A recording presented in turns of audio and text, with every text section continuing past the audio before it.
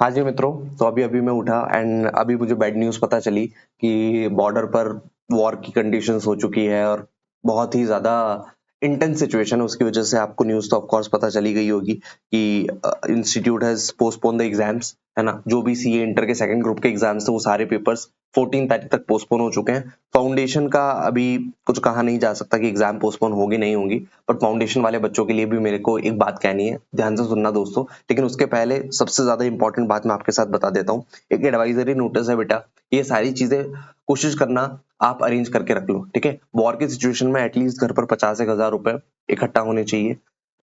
अपनी गाड़ी में पेट्रोल डला हुआ होना चाहिए। मेडिसिन वगैरह होनी चाहिए, जो फर्स्ट एड वगैरह जो होती है कि बुखार दर्द वगैरह के हिसाब से फर्स्ट एड, बैंडेज वगैरह सारी चीजें होनी चाहिए।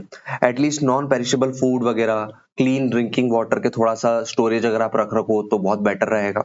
पावर बैटरीज वगैरह, इन्वर्टर हो गया, बैटरीज वगैरह अगर आपके घर पर हो सके तो आप इनको भी रख लो।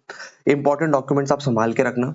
इमरजेंसी कॉन्टेक्ट्स एक बार सेव्ड है या नहीं, एक बार देख लेना, है ना, कि डॉक्टर का नंबर या फिर कोई भी अलग इमरजेंसी के जो अलग नंबर्स होते हैं वो। फर्स्ट एड किट आपके पास होनी चाहिए। टॉर्चेस हो गया, कैंडल्स हो गया, मैच स्टिक्स वगैरह हो गया।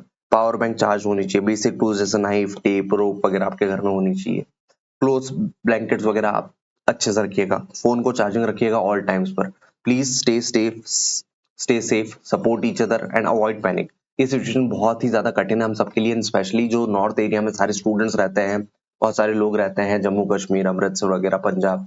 मैं आपको बता दूं, ये बहुत हमारे लिए एक ऐसा पॉइंट ऑफ टाइम है जहाँ कोविड जैसा पॉइंट है कि हम सबको सेफ भी रहना है, सुरक्षित भी रहना है। बट एक बात हमेशा ध्यान रखना बेटा, हमारे हाथ में जो है हम वही कर सकते हैं, ठीक है। हमारे सैनिक बॉर्डर पर, सैनिक पर जवान खड़े हुए हैं और इसीलिए आज हम सुरक्षित महसूस करते हैं अपने आप को। तो आप भी एक ही काम करिए, आप प्रे करिए कि सब कुछ बढ़िया हो जाए, हमारी आर्मी हैंडल कर ले सारी चीज। और साथ में आप एक ही चीज पर ध्यान लगाइए कि आपके हाथ में पढ़ाई। अभी फाउंडेशन के एग्जाम्स पोस्टपोन नहीं हुए हैं, मैं उनको यही बोलना चाहता हूँ, रिदम मत तोड़ो, पढ़ाई पर फोकस रखो।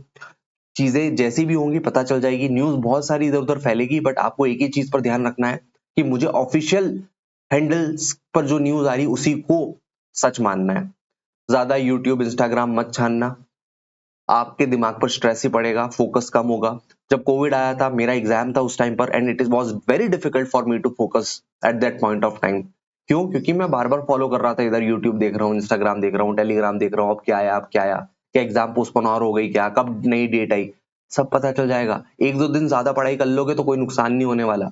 और मुझे पता है इंडिया लेवल पर बहुत बड़ी प्रॉब्लम है अभी, बहुत इंटेंस सिचुएशन है। बहुत सारे लोग जिनका कोई कसूर नहीं है, कोई गलती नहीं है, उनकी भी जान जा रही है। बट जैसा श्री कृष्ण कहते हैं, जब धर्म युद्ध होता है